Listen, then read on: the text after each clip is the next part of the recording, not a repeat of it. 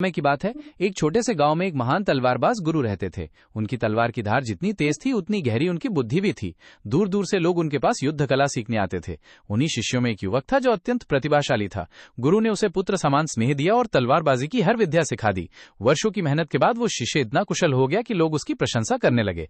धीरे धीरे प्रशंसा ने उसके मन को अहंकार से भर दिया। अब वो गांव गांव घूम घूम कर कहने लगा, मेरे जैसा तलवारबाज कोई नहीं है। मेरा गुरु बूढ़ा हो चुका है, अब वो मुझे नहीं हरा सकता।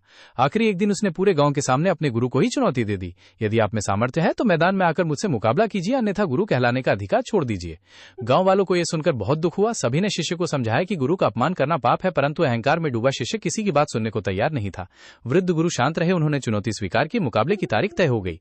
पूरे गांव में उत्सुकता फैल गई। सभी को लग रहा था कि बूढ़े गुरु अब युवा शिष्य के सामने नहीं टिक पाएंगे। लेकिन मुकाबले के एक दिन पहले शिष्य ने एक अजीब बात देखी। गुरु एक लोहार से 15 फीट लंबी म्यान बनवा रहे थे। शिष्य चौंक गया। उसने सोचा, निश्चित ही गुरु ने कोई गुप्त विद्या छिपा रखी है। इतनी लंबी म्यान का मतलब है कि तलवार भी उतनी ही लंबी होगी। डर और अहंकार के मिश्रण में उसने तुरंत दूसरे लोहार से 16 फीट लंबी तलवार और म्यान बनवा ली। वह मन ही मन खुश था कि जैसे ही गुरु अपनी तलवार निकालेंगे वह उन पर पहले हमला कर देगा। अगले दिन मैदान लोगों से खचाखच भरा था। गुरु के हाथ में 15 फीट लंबी म्यान थी और शिष्य के हाथ में उससे भी लंबी थी। सीटी बजते ही मुकाबला शुरू हुआ। क्षण भर में गुरु ने अपनी लंबी म्यान से बिजली जैसी फुर्ती से छोटी सी तलवार बाहर निकाली और सीधे शिष्य की गर्दन पर रख दी। उधर शिष्य अपनी भारी और लंबी तलवार म्यान से पूरी निकाल भी नहीं पाया था। पूरा मैदान स्तब्ध था। शिष्य का चेहरा शर्म से झुक गया था। उसे समझ आ गया था कि गुरु ने केवल म्यान लंबी बनाई थी, तलवार नहीं, जबकि उसने बिना सोचे समझे तलवार और म्यान दोनों लंबी बनवा ली थी।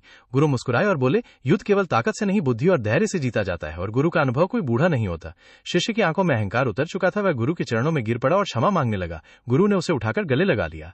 ये कहानी अहंकार के बुरे परिणामों और विनम्रता के महत्व को बहुत अच्छी तरह से समझाती है।